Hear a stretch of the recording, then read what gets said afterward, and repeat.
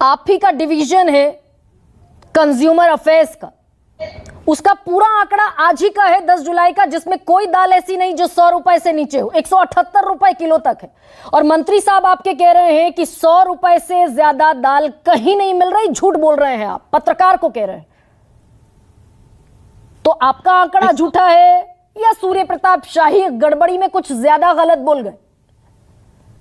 नहीं, मैंने उनका देखी नहीं, लेकिन मैं ये बात मानता हूं कि इस वक्त जो समस्या है महंगाई की, वह अपने आप में प्रॉब्लम वाली रहती है। बारिश का मौसम है, सब्जियों के भी दाम मैं आज देख रहा था, कई चैनल्स पे दिखा रहे थे कि सब्जियों के दाम काफी बढ़ गए हैं।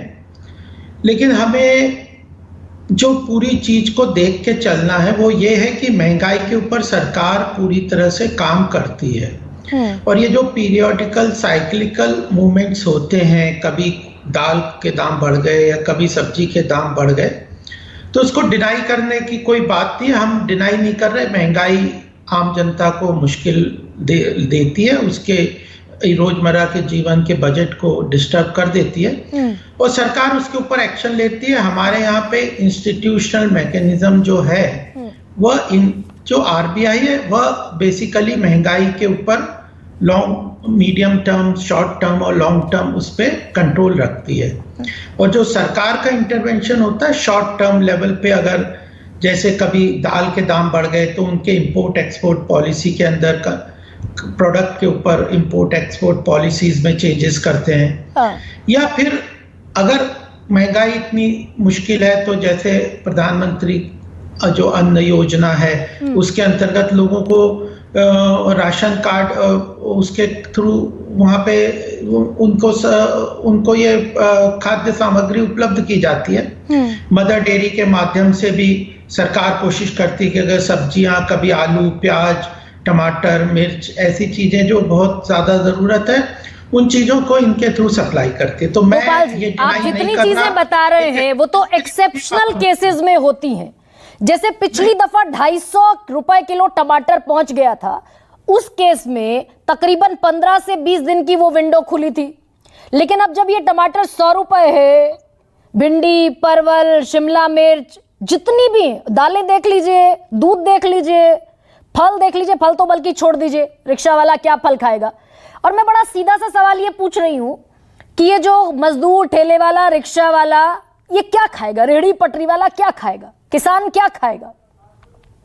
नहीं, देखिए, आप इस विषय पे बहुत बार चर्चा करते हैं। मैं अभी ये डिनाई नहीं कर रहा कि ये महंगाई जो अभी इस फल सब्जी की आज दिख रही है वह आम जनता के लिए काफी मुश्किल पैदा करती है और सरकार इसके लिए शॉर्ट टर्म इम्पैक्ट भी लाती है। अब उसको 100 रुपए पे टमाटर मदर डेयरी के थ्रू सस्ते दाम में देना है या 150 पे देना, ये सरकार पॉलिसी लेवल पे डिसाइड करेगी। लेकिन ओवरऑल डिमांड सप्लाई का मैकेनिज्म हर चीज में चलता है। नहीं, लेकिन गोपाल जी, आप शॉर्ट टर्म जिस रेमेडी का जिक्र कर रहे हैं, बात पूरी होने दीजिए, एकदम बात पूरी कीजिएगा। अगर शॉर्ट टर्म रेमेडीज आपकी कामयाब हुई होती गोपाल जी, तो पिछले 1 साल में भी सुनिए ना, आप मेरी बात सुनिए। अच्छा ठीक है, आप कहिए। बातचीत के ऊपर ही आप बोलते रहेंगे तो क्या फायदा है? आप बोल लीजिए, आप कहिए, आप बोलिए। मैं तो एक्सेप्ट कर रहा हूं कि महंगाई मुश्किल होती है, महंगाई आम जनता के लिए मुश्किल पैदा करती है। तो अब उसके महंगाई का कारण होना और उसके ऊपर सरकार का एक्शन लेना, ये दोनों अलग अलग चीजें, इन दोनों को हमें समझना है। महंगाई का कारण बताऊंगा तो मैं आपको 4 कारण बता दूंगा, आपका वो उसका कारण से ये मतलब तो नहीं है कि समस्या खत्म हो गई। समस्या के लिए सरकार को एक्शन लेना, हमारी सरकार है, हम ले रहे हैं, लेते भी हैं, किस समय में लेते हैं, अभी आज ये सारी बातें आई है। लेकिन ओवरऑल डिमांड सप्लाई को भी देखना है, इंस्टीट्यूशनल फ्रेमवर्क को भी देखना है, इंपोर्ट एक्सपोर्ट पॉलिसी भी देखनी है, और सबसे बड़ा कंज्यूमर और जो किसान जो पैदा करते हैं उनकी भी समस्या और कंज्यूमर की आवश्यकता सबको देखते हुए डिसीजन लिया जाता है। नहीं, लेकिन तो गोपाल जी, भाई पेट्रोल और डीजल पर आप ही सिलेंडर लेकर आप ही बैठते थे सड़क पर।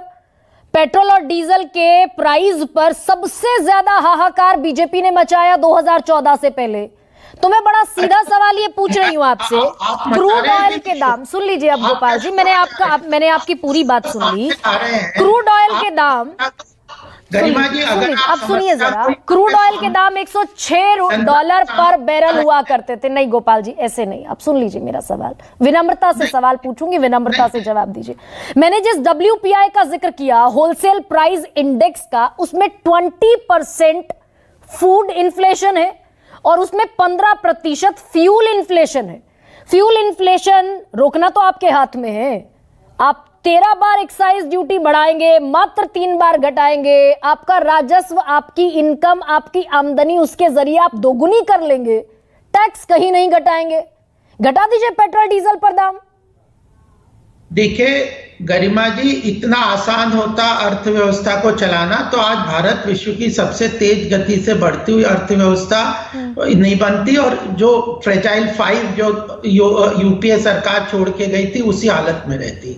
अर्थव्यवस्था का यहाँ पे 2 अर्थशास्त्री है और कांग्रेस प्रवक्ता भी आर्थिक विषयों को समझती है, सुप्रिया जी। इनसे कई फैक्टर्स होते हैं, इकोनॉमिक ग्रोथ को भी देखना है, किसानों की समस्याओं, किसानों को सही मूल्य मिले उनको भी देखना है, और जब कृषि क्षेत्र में एक आमूलचूल परिवर्तन करने की आवश्यकता है, हमने प्रयास किए थे। अपोजिशन ने पॉलिटिसाइज करते उस इशू को, नैरेटिव को अंडरमाइन करते हुए किसानों के हित में जो बड़े महत्वपूर्ण निर्णय थे उनको पॉलिटिकल कंपल्शंस के अंतर्गत इंप्लीमेंट नहीं होने दिया।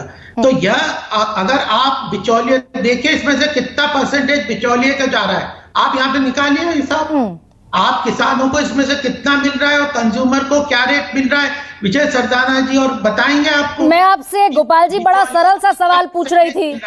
नहीं, बिचौलियों को एक बार जरा सा थोड़ा सा साइड रख देते हैं। मैं बड़ा सरल सवाल आपसे पूछ रही थी। राजस्थान में आपने कहा सरकार बनाने से पहले 2023 में राजस्थान में विधानसभा के चुनाव हुए, आपने कहा सबसे ज्यादा महंगा पेट्रोल राजस्थान में है, हम आएंगे तो वैट घटाएंगे। राजस्थान में इस समय 109 लीटर प्रति लीटर पेट्रोल है।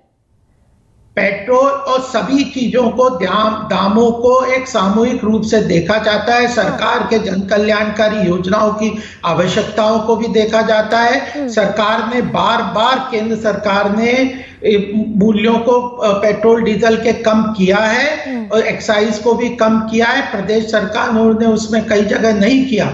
फिर भी मैं कह रहा हूं कि केवल उस चीज को हम नहीं दे सकते जो अल्टीमेटली, आप देखिए जो बिचौलिए जो खा रहे हैं पैसा, उनका हिसाब लगाइए ना। वो क्यों नहीं, जो असली समस्या है उसको आप उजागर नहीं करते। तो ये बिचौलियों पर लगाम लगाना किसकी जिम्मेदारी, गोपाल कृष्ण अग्रवाल? ये किसकी जिम्मेदारी है? लेकिन देश की अर्थव्यवस्था को भी तेज गति प्रदान करनी है, किसानों का भी देखना है। एमएसपी को हमने कितनी बार एमएसपी बढ़ाया, किसानों के लिए कितने समय में कितने जो खाद्य सामान है उनके ऊपर हम लोगों ने उनको बेटर प्राइस मिले उसका एमएसपी को बढ़ाया है। किस तरह से अन्न, जो श्री अन्न योजना के माध्यम से मोटे अनाज को बढ़ावा देते हुए आज विश्व के स्तर पे लेके जा रहे हैं। फल सब्जियों के ग्रोथ के एक बात का जवाब नहीं है गोपाल जी कि $106 पर बैरल पेट्रोल हुआ करता था, तब प्राइस थे 76 रुपए या 77 रुपए 1 लीटर के इस देश में पेट्रोल के। आज 82 रुपए पर डॉलर है इंटरनेशनल मार्केट में क्रूड ऑयल का दाम। आज हमारे देश में 109 लीटर पेट्रोल बिक रहा है पर लीटर। इस बात का जवाब नहीं। सीधा ट्रांसपोर्टेशन का जितना भी भाड़ा है वो सब सारा एसेंशियल कमोडिटीज की कीमतों पर असर पड़ता है। रखिए, फिर मैं बताऊंगा। आपने कंपेयर कर दिया यूपीए का पेट्रोल इंटरनेशनल प्राइस और डोमेस्टिक प्राइस और अभी का, और जब मैं इसका जवाब दूंगा तो आप कहोगे इतिहास में चले गए। नहीं, आप बताइए जी से भैया, राजस्थान में आप ही ने मुद्दा बनाया था पेट्रोल प्राइस का। हाँ, तो ऑयल बॉन्ड का क्या किया, और उस समय जो सब्जियों का इन्फ्लेशन क्या रेट था और आज क्या है। तो एक चीज को कंपेयर करके चल सकते हैं क्या? उस समय जिस तरह से ऑयल बॉन्ड इशू किए थे, सरकार ने ना पैसा दिया ना ऑयल कंपनीज को। आज ऑयल मैन्युफैक्चरिंग कंपनीज कितनी मजबूती से, आज हमारे ऑयल मैन्युफैक्चरिंग कंपनीज ने 10 लाख करोड़ रुपए का इन्वेस्टमेंट प्रपोजल, अलग अलग प्रोजेक्ट लेके देश की अर्थव्यवस्था को तेजी से आगे गति से बढ़ा रहे हैं। हाँ। वो और आम आदमी की जेब में सब्जी, आटा, दाल, चावल खरीदने का पैसा नहीं। आम आदमी के लिए फ्रेजाइल टॉप 10 से निकालकर टॉप 5 में ले आए। लेकिन आटा दाल चावल खरीदने का पैसा नहीं है देश के आम आदमी की जेब में। को जब हम राशन फ्री राशन देते हैं तब भी आप बोलते हो कि आप ये तो गरीबी की मापदंड है। क्यों 90 तो ठीक है, आप बोलिए ना कि ये अच्छा कर रहे हो आप। 90 करोड़ लोगों को आप जो निशुल्क राशन दे रहे हो हर महीने, चावल दाल और आटा, तो आप बोलिए तेल, बोलिए कि ये बहुत अच्छा कर रहे हैं आप, आवश्यकता है तो उसकी तारीफ नहीं करना और बस एक फैक्टर को लेके चलना कि ऑयल उस समय ये था। अरे उस समय इन्फ्लेशन क्या रेट था? आपके आंकड़े बता रहे हैं 11% के करीब इन्फ्लेशन रेट था, आज 5% से कम है। उस समय जो जीडीपी ग्रोथ रेट क्या थी, आज हमारी देश की अर्थव्यवस्था कहां पहुंच गई है। उस समय ठीक है गोपाल जी, सुप्रिया जी।